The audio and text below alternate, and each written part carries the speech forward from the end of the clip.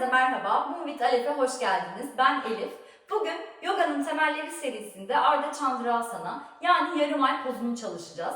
Bunu iki farklı şekilde çalışacağız ve blok kullanabiliriz. O yüzden bloklarınız varsa ya da kalın bir kitap da olabilir. Onları yanınızda hazır bulundurmanızı rica ederim. O zaman şimdi başlıyoruz. Şu şekilde, şimdi ilk başta gelelim bir 4 ayaktayız. Buradan aşağı bakan köpeğe gidelim önce. Ayak parmaklarını taktım. Buradan kalçaları geriye ve tavana doğru gönderiyorum. Harika.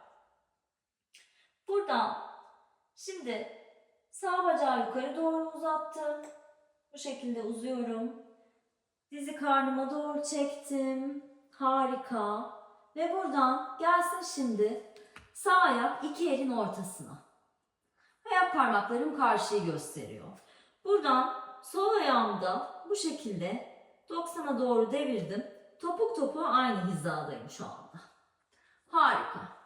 Buradan şöyle el parmaklarıma yükseldim. Harika. Aldığım nefeste doğruldum. Eller geldi belime. Şimdi burada eğer herkesin kalçası farklı, kalça genişliği farklı. Buradayken mesela sağ ayaklar karşıyı gösteriyor ama kalçanız, beden bu tarafa doğru dönmüyor olabilir. Bu şekilde.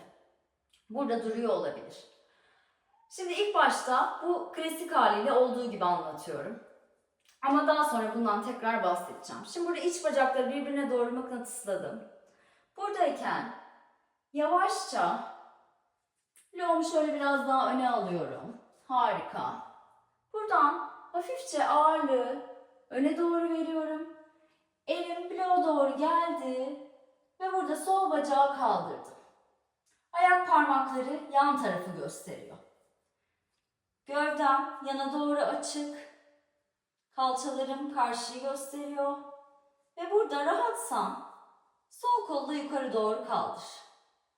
Sol ayak topuğumla da tabanıyla sanki arkada bir duvar varmış gibi itiyorum. Harika. Bakışlar yerde olabilir. Daha rahat edebilirsin. Sırtını da sanki bir duvara doğru yaslıyorsun. İşte bu yarım ay pozu. Burada bloğa ihtiyacın yoksa bırakabilirsin. Bu şekilde durabilirsin. Bu şekilde durabilirsin. Ve buradan tekrar geldim. Sağ ayak arkaya, eller yere. Aşağı bakan köpekteyim. Harika. Şimdi genelde akışlarda poza bu şekilde giriyoruz. Ama istersen şu şekilde de poza girebilirsin. Şimdi gösteriyorum. Daha momentumla, daha rahat olabilir senin için. Ayaklarımızla çok fazla dikkat etmiyoruz burada. Şimdi böyle hafifçe ağırlığı bir ayağıma veriyorum. Sonra öbür ayağıma veriyorum. Bu şekilde. Sonra en son aldığım momentumla hafifçe öndeki ayağımı öne doğru gönderiyorum. Ve buradan geliyorum. Kolumu yerleştiriyorum, elimi yerleştiriyorum bloğa ve buradayım. Tekrar sol ayak parmakları karşıyı gösteriyor. Tabanında sanki bir duvar varmış gibi itiyorum. Gövdemin önü, kalçalarım size doğru dönük. Aslında aynı pozdayım. Tek fark ne?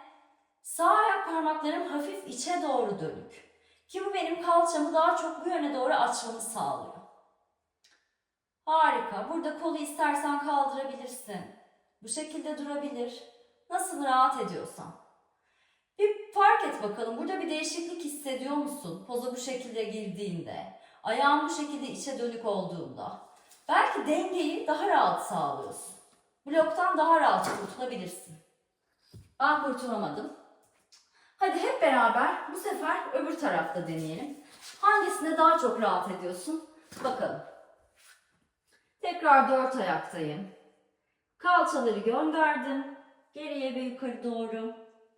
Bu sefer sol bacağı kaldırdım yukarı. Çektim dizi karnıma. İki elimin ortasına yerleştirdim. Arkadaki topuğu da 90'a doğru devirdim. Aldığın nefeste parmak uçlarına yüksel. Harika. Buradan verdiğin nefeste gelsin eller bele. Şimdi topuk topuğa hizalayayım. İç bacakları birbirine çektim. Burada tekrar bu sefer matın sol köşesinde bloğum buradayken kolları iki yana doğru uzattım. Aldığım nefeste hafifçe öne doğru gidiyorum. Elim bloğa geliyor. Arkadaki ayak havalanıyor. Ve sağ ayağım da geriye doğru kalça hizasında uzuyor. Topuğunla ve parmak köklerinle it. Harika. Bir bak bakalım burada nasıl hissediyorsun? Sırtını biraz daha geriye yaslayabilir misin? Blokla olan temasın nasıl? Harika. Bir denge pozu bu, unutma. Her zaman dengeni kaybedip tekrar gelebilirsin. Buradan öndeki dizi hafifçe büktüm. Sağ ayak geldi tekrar geriye. Burada ikinci savaşçıdayım. Verdiğim nefesle elleri yerleştirdim. Öndeki bacağı tekrar gönderdim. Aşağı bakan köpeğe. Harika. Şimdi burada tekrar momentumla deneyelim. Bakalım hangisi sana daha uygun, daha rahat yapıyorsun. Dengeyi nasıl daha rahat sağlıyorsun. Şimdi burada tekrar bir ayağıma ağırlık vererek böyle salınmaya başladım. Bu şekilde gidiyorum. Hazır hissettiğimde öndeki ayağımı hafifçe matın kısa kenarına doğru çeviriyorum. Ve buradan sol elim geliyor. Bloğa doğru sağ kolu kaldırdım. Sağ bacakla ileri doğru, geri doğru uzuyorum. Topuk aktif, parmak boğumları aktif. Parmak kökleri daha doğrusu. Sırtımı ben buradayken mesela daha rahat yaslıyorum. Ve daha rahat kalça önümü açabiliyorum. Sol ayağım hafifçe içeride farkındaysanız. 90'da değil. Aldığın nefeste uzağa, üç yönlü. Dengeyi daha rahat sağlayabiliyor musun bir bak. Blokla olan bağın nasıl? Harika. Ve buradan tekrar yavaşça sağ ayak gelsin yere ve doğru. Evet, Ardha Chandrasana pozumuz da bu şekildeydi. Sen hangi pozda daha çok rahat ettin? Eğer bunu yorumlarda belirtirsen çok sevinirim. Hangi şekilde girmek senin için daha rahat? Herkesin bedeni farklı, bunu unutma. Sadece yogada sadece önemli olan farkında olmak, hissetmek, doğru diye bir şey yok. Tek doğru asla yok.